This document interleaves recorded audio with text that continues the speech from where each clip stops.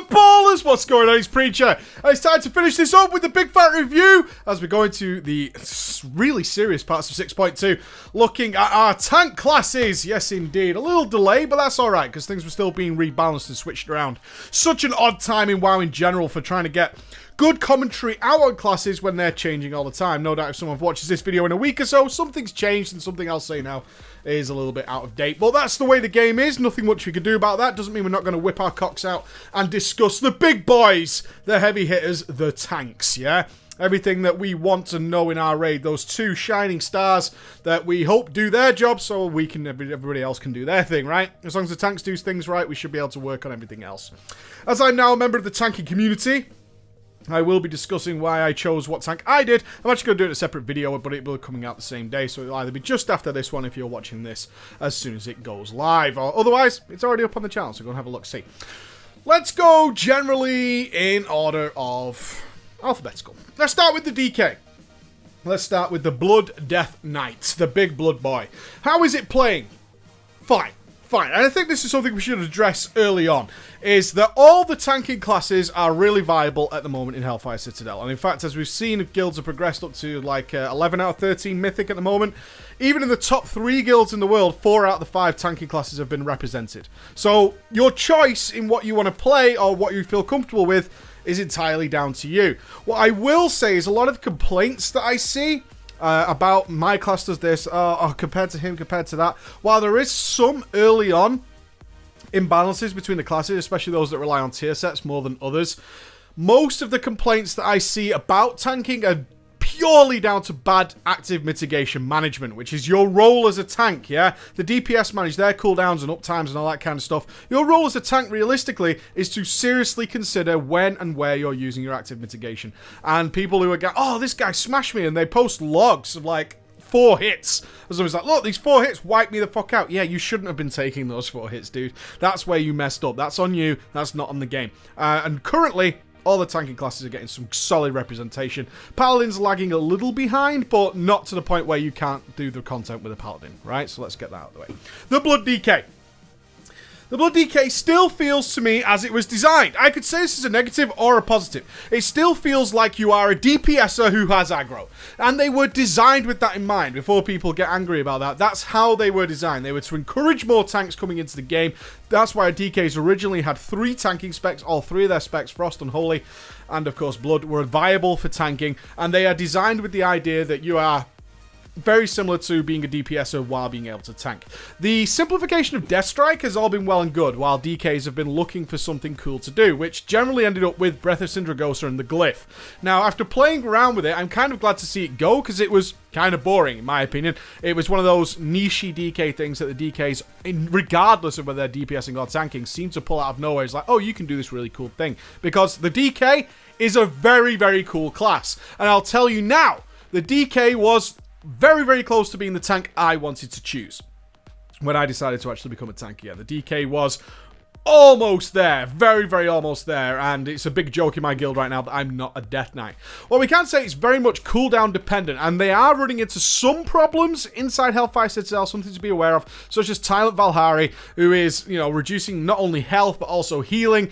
Kind of important that DKs don't run into that issue because of the way their Blood Strike works. Their Blood Strike needs good things to come from that, and if they're not getting that, then they can kind of look really weak. They are the only tanking class right now where some people are considering them unviable for Mythic. I don't agree with that. I think you can work around it, but it's rare that the DKs seriously have to work with externals compared to some of the other tanking classes. That's fair to say.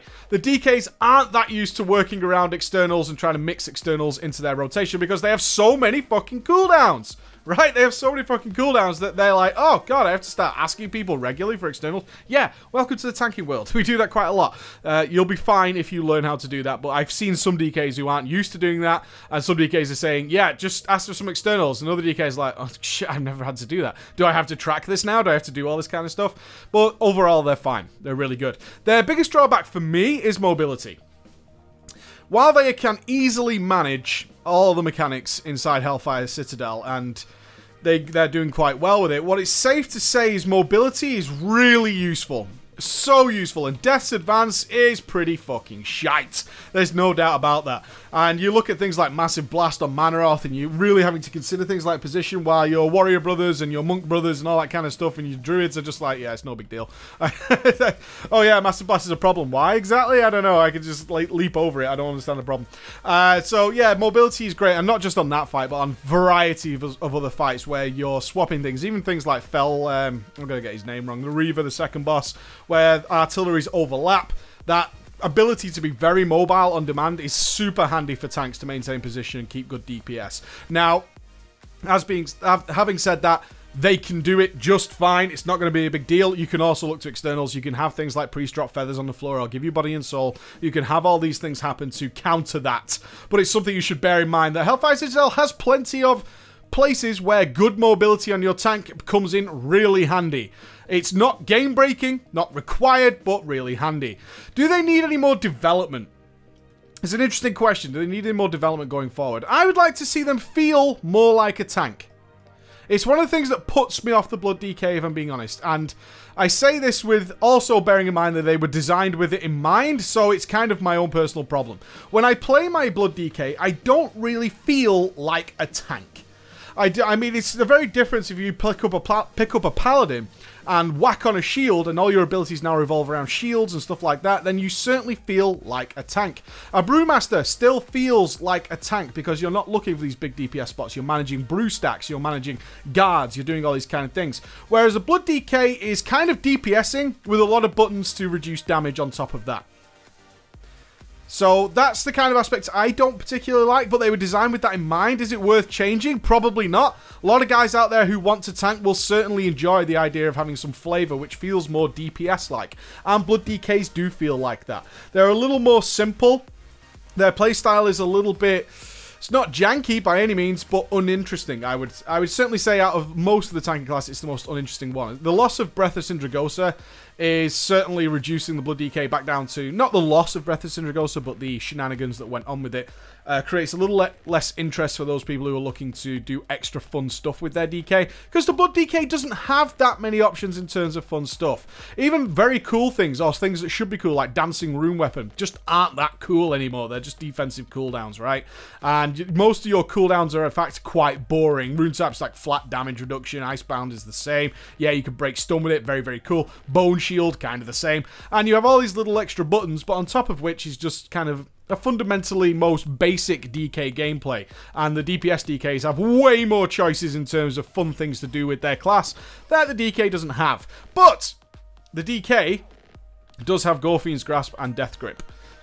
Those spells are amazing. Use them as much as humanly fucking possible because they're great! And I totally hate that we don't have it in our raid. The Guardian Druid! The Guardian Druid. My god! I made a whole video bashing this spec and saying how stupid and hypocritical and overlapping this was. Of all the things I wanted to see develop and grow over Warlords of Draenor, it was the Guardian Druid, which for me has been so savagely left in the dust in comparison to the playstyle of everything else. Are they more than fine? Of course they are. Shit, dude. Paragon's main tank is a Guardian Druid.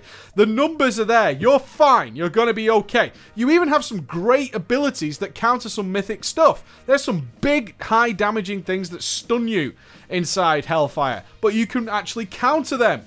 Yeah, several of the abilities can be used while stunned, while the other tanks maybe be calling for externals. Guardian Druids don't have that problem. But they still have the absolute, in my opinion, the absolute worst active mitigation choices going. As much as Savage Defense is very cool, not really much issue with Savage Defense because it's pretty good. They still have on the back of that Frenzied Rejuve, which is one of those situations which, as I've said before, man, sometimes it's just no good. It's just no good, and you can end up with capped rage pretty easily and unable to do much about anything because you can't really heal up damage if you don't need it, and a lot of it goes to waste sometimes. The playstyle is awful. You're tanking ads, so you look at things like Hellfire Assault. Yeah, as much as it's an easy fight, don't get me wrong, that fight is fucking garbage from start to finish. That's fair enough. But still, you want to use things like Pulverize because it's generally just really good. And it's just annoying to try and mix it in. You're trying to, like, I want the berserkers so I can lacerate them up. You take the other ads and I'll lacerate this up and I can get my pulverize going and do all these kind of things. And you're looking for these moments where you're like, I don't really want to tank a lot of ads because my talents just don't work with that. So we have seen extra usage of things like Guardian of Elune and Bristling Fur, which is the best named spell in the game. What I can say is you're going to be fine with the Guardian Druid. I want to see a complete overhaul of this fucking class. I do. It has so much potential. It works with animals. It works with magics. It has all this cool stuff, but the playstyle is god-awful. Lacerate in its very design is so antiquated. So antiquated. I was more than fine when I was a main Guardian Druid during Wrath of the Lich King to deal with Lacerate because the game was far more basic then, and that was kind of okay. That was kind of okay, tolerable, can get away with it, no big deal. But in this modern era, stacking 3 debuffs onto one particular mob is just so old school, and it just doesn't work compared to the fact that other tanks just don't have to deal with that issue. I will bang on about it till the end of days, really. Can you tank with them? Abso-fucking-lutely. You will do fine in 6.2 playing a Guardian Druid, and ultimately, some people love being a Druid. And I get that, because Druids are very fucking cool. They're super cool. And I would just love to see the playstyle just develop into something that isn't overlapping its intent, which happens a lot. Lacerate and Thrash and all this kind of stuff just overlap their purpose, making them really fidgety and annoying. These spells that are just blasts from the past. I mean, Pulverize is a TBC spell, man. That's when that spell was designed. And pretty much every spell in the game has undergone some sort of development and growth since then, where Pulverize is still there. I remember using that shit on Brutalis, man. That fucking stuff is old as balls and needs a little bit of love. But it's nice to see things like Dream of Cenarius and all that kind of stuff making their presence felt and adding extra utility. They just need a little bit of love. Soul of the Forest is great, but boring. 5 more rage and 15% more damage. Woo! You know? All these kind of things are so dull. Passives.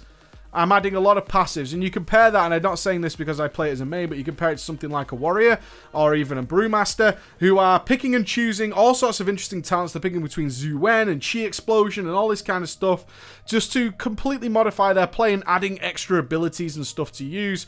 Whereas, on if I look at my Guardian Druid's bars right now, I have 6 empty spots, compared to when I play Balance or when I play Feral, or even Resto, because they just don't have spells to put in there. And that's quite sad. I just don't have any buttons to put in there.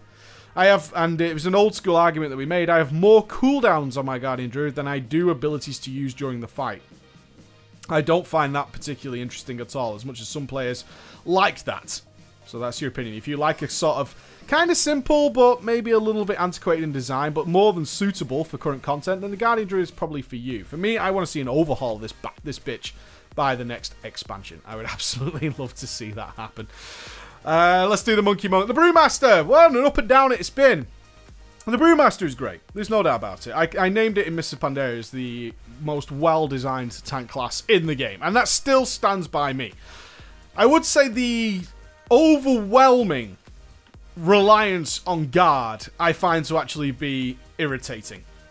And Brewmasters fucking love it, because they put huge guards up and they go, lol, lol, lol, I have 1,000,000 guard absorb damage and my guard lasts forever and I'm practically invulnerable for this period of time. Yet we got into Hellfire Citadel in the first couple of weeks, and what did we see is that without their 4-piece bonus and the fact that they were balanced, and yes, it was a nerf, but it was also a balance to bring them on par, that without it, they were really squishy. They were heavily and are heavily reliant on guard.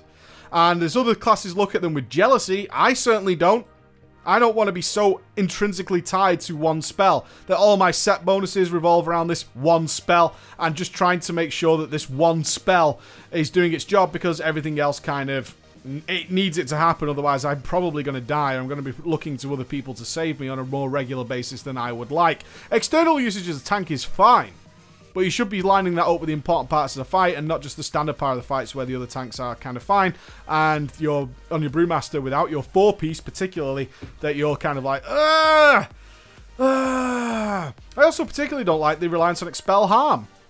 Self-heals are all very well and good, but having to spam it just to get guard back compared to my other and great abilities with my keg smash and my fucking blackout kick and all my Ninja Gaiden skills. I don't like that, but ultimately, they're a great class. Statue is amazing. Mobility is amazing. You can do some wonderful things with both of those spells. And these aren't things that are just tied to straight up tanking. These are extras thrown in there for good measure. Good AoE stun, AoE taunt, good interrupt, right? Good AoE threat. Should you choose to do it, you can buff it through the arse. You can make all kind of cool things happen. Touch of Death. Which, let's face facts, if you've done some serious raiding, Touch of Death has been pretty clutch in a number of scenarios, and you're bringing that to the table. The way the Brewmaster plays its gameplay doesn't need much work. I didn't ask for much to happen with the Brewmaster since Alpha and since Mists of Pandaria. They kind of hit the nail on the head first time. What I'd like to see is a little bit more rebalancing so that Elusive Brew was maybe slightly more interesting, a little bit more powerful, and Guard weakened a little bit so you weren't so reliant on it.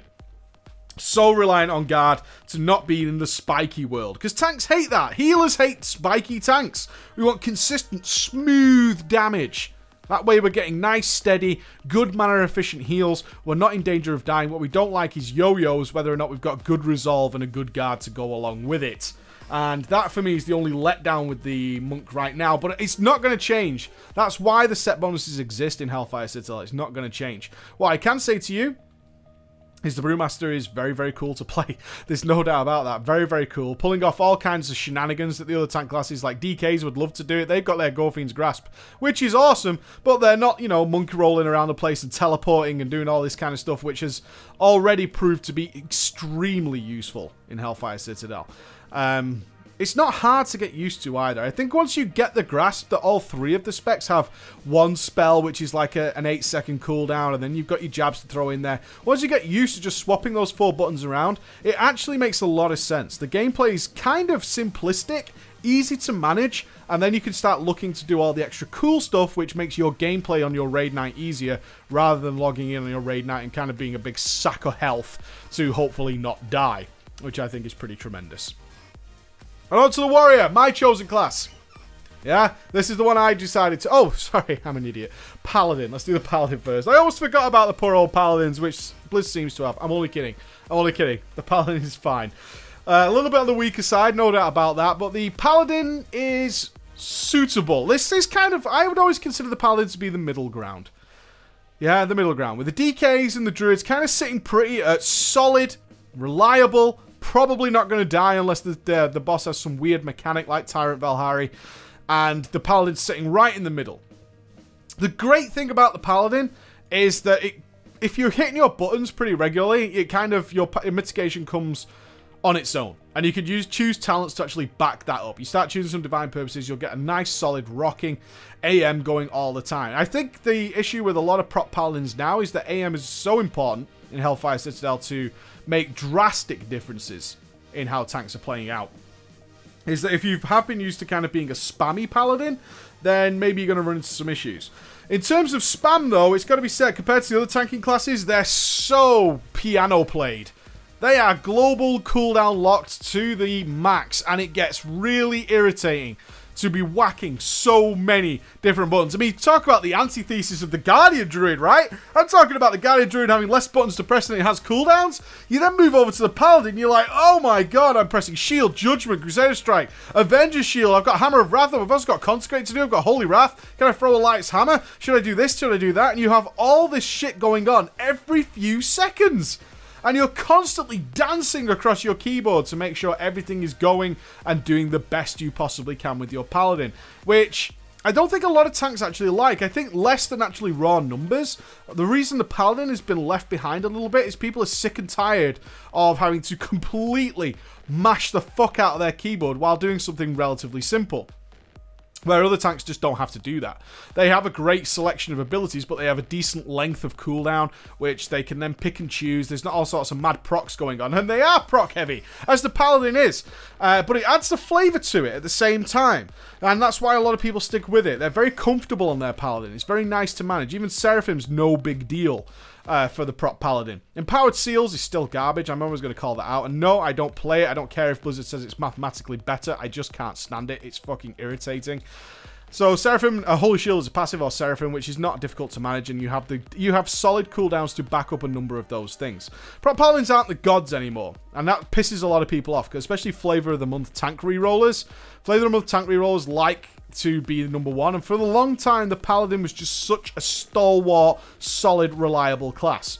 It doesn't lack much in mobility, especially if you're using things like speed of light. You take advantage of that. You're not going to have an issue with artillery there, and it looks spectacular. What do we want to see on a Prop Paladin? The same thing I've been asking for Mists of Pandaria, man! And it's not that I have any influence, but it does irritate me when this obvious kind of issue pops up, is they just need to slow it down a bit in terms of how we work the class in the downtime. I don't like, and a lot of people don't like, being so furious on their keyboard while doing something that is relatively simple. That's the point. I'm not doing anything crazy here, yet if you look at my hands, it looks like I'm playing fucking StarCraft 2 versus Flash. It looks like I'm working my ass off and getting a sweat going while whacking all these buttons down. I would love Holy Power to have more value instead of it being spammy. I would love to get away from things that can actually proc free Holy Power spenders and actually make them more resolute in making choices on when your active mitigation comes, because I have seen a lot of Paladins who have been used to kind of spamming all their buttons and pressing Holy Shield when they get 4 or 5, and now running in a situation where their AM's falling off at kind of the wrong time, but they're not really sure how to manage that, and it's the class that's led them down that road. And that's the important thing there. Their class has led them down that road. It could just do with taking a little bit of the pace out of it. A little bit of pace. I think it could certainly use to get rid of the clunky awkwardness of either a Crusader Strike or Hammer of Wrath, a Hammer of the Righteous, I should say. There's no reason for these two abilities to overlap anymore. It makes no sense to have two key bindings, whether or not you're tanking 3 or whatever mobs. It's unnecessary. It's absolutely unnecessary to have this, and no other class really has this. If you should have an extra AoE spell that's for AoE, which, as we know, the Paladin doesn't. A little bit of segregation between the spells, instead of them all being usable on a single target. If you look at, say a monk, they're not going to be spinning crane kicking unless they're AoEing, right? They're just not going to do that. And same with Breath of Fire. They have two completely separate spells that come in handy when they're AoEing, right? I'm not saying you should always use them by any means, but you can see my point. And you don't really want to be throwing in Thrash all the time while using a Guardian Druid. Whereas the Paladin has all these spells, and they're all useful. All the time, regardless of what you're tanking. You're going to be using them all on cooldown, and that's the kind of issue I'd like to see resolved. So it's smoother, more interesting, and you get to make choices. Choices is always important. Choices is always important while a tanker. You want to make choices. You want to have fun with it. On to the Warrior. The Warrior. Let's talk about the... I love my Warrior, but I'm biased because I love Warriors. I do, and I hated Mists of Pandaria for what they made me feel about my Warrior. When I finally got the okay to go and play a Warrior for one of the best guilds in the world, I was really saddened to switch over to my favourite class and be like, ugh, I actually don't really enjoy this, and I don't really want to turn around and say, oh, I'm grateful, but I don't want to do this. And I really was quite sad with it. I'm so happy to be a Warrior now. Several changes WoD made, and a lot of the things we requested with the Warrior occurred early on and happened. Which was the big talent system redesign, which was aimed at DPSs, but affected prot in the most wonderful of ways, and it's all kind of fallen into place. Not to say they haven't got their issues. What you do have is great mobility, which I love. Absolutely tremendous mobility, either through intervening and double charges and heroic leap. All that kind of stuff makes you super fast on the battlefield, on demand, whenever needed, and allows you to pull off great things. Your shield block is fun to manage.